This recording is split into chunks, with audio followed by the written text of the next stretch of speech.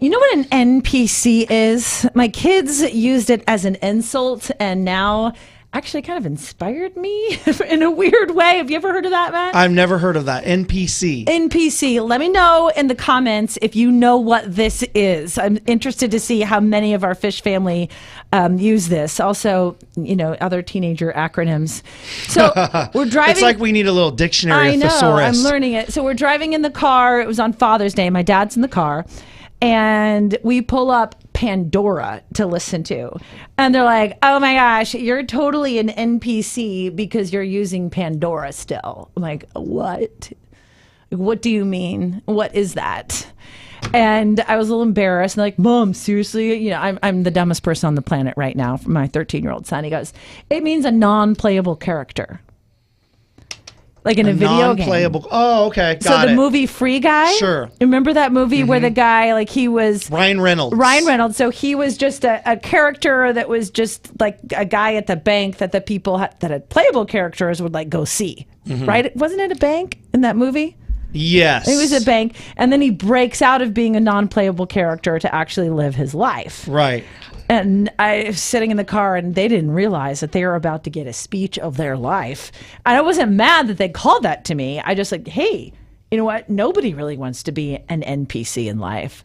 Like, Mom, gosh. You're totally making this. I'm rolling my eyes for you because I'm imagining your kids are like, oh my gosh, here she goes again, everybody. I mean, that's what happens when your mom is on the radio and life is show prep. I'm like, this is so good for the show, and I had to make a video. Okay, so what do you think about this theory? Okay, so many of us for the past couple years we've been NPCs. You think so? Some of us have. I mean, sometimes I think we've gone in and out of it because life has been so difficult where we can have every excuse in the world to stay home and shut down and not engage with the world. Right, sure. Because we're scared. We've all had moments we've had to quarantine and do that. We've all had those times at this point, right? Yeah. We've had seasons of being an NPC. In our lives.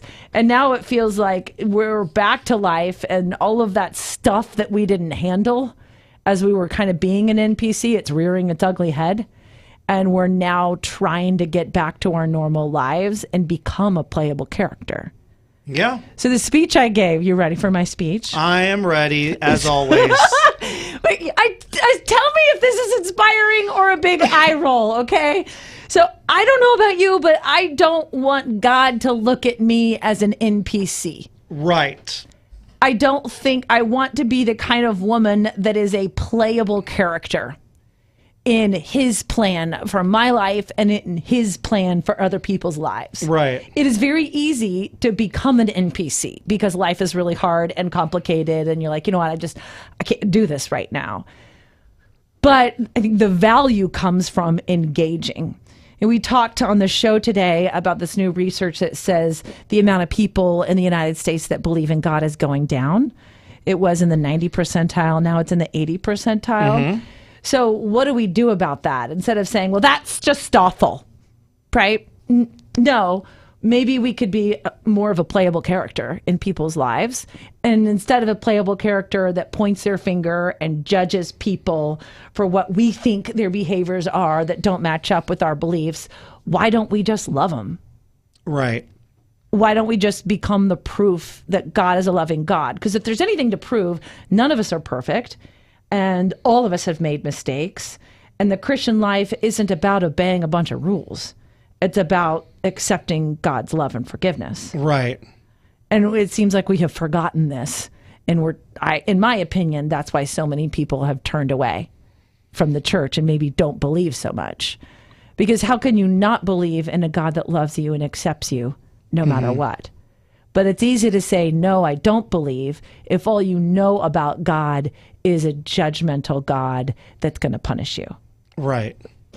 Makes sense. Makes perfect sense. I love it. All of that from a video game acronym. Is there something wrong with me? No, I think that's perfect. I love that you take those criticisms and sarcasms from teenagers. And all right, here we go. We're pulling out the Bible on you now. But here's what I think you should do. Is when they're up in their rooms playing their video games or on their phone, start yelling at them, hey, NPC, NPC, get down here for dinner. Get down here and take out the garbage. It's so They would true. hate that. They would hate that. Turn it on them. Hey, you're the NPC. You're the one that's not a playable character right now hanging out in your room. I need you to come down here, be a playable character. That's Otherwise, great. I'm going to start calling you an NPC. You want me to call you by your name? It doesn't officially work like that. Here's what I have to do with my teenage daughter, Emily, 16, in the mornings. I go up to her room. Okay, pretend this is a coffee cup. Okay, I've made coffee for her.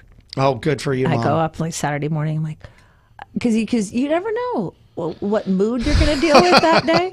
So I go up and I was like, hi, hey, how's it going? I made some coffee for you. And then then sometimes I'm like, get out, shut my door. Or, oh, thank you, Mom. That's so nice. You just never know. You never know. So that's how I figure it out. So maybe I should say, hey, just wondering, are we feeling like being an NPC today and just chilling out? Or are we feeling like being a playable character in the family's life today? Right. Which one? I love it. Maybe we could do that. Or just some shirts. Yeah, give them shirts to wear. NPC, hey, you're wearing your NPC shirt today. Let me know. I love turning the technology or the terminology on them. Yes. Then all of a sudden, they're never saying NPC anymore. It's done. Like Mom started using it, forget it. You're right. They won't ever call me that again now. Right. You just get them 2 shirts. One that says NPC and one that says playable character. There you go. What shirt do you want to wear today? Come downstairs and that will be my signal of what emotion that teenager is doing. Maybe I should also wear that for when I come into work during the day, so that would give you a clue. Oh, man. Oh, no. All right. Sounds good. You're doing. Hey, Fish Fam, we love you so much. We love doing these lives, and we would love to see you on the show tomorrow. A couple of things we're going to be talking about. Where's my list, Matt? What do we have on the show for tomorrow? Oh, we've got there's a vending machine that a butcher put out in downtown Sacramento on Folsom.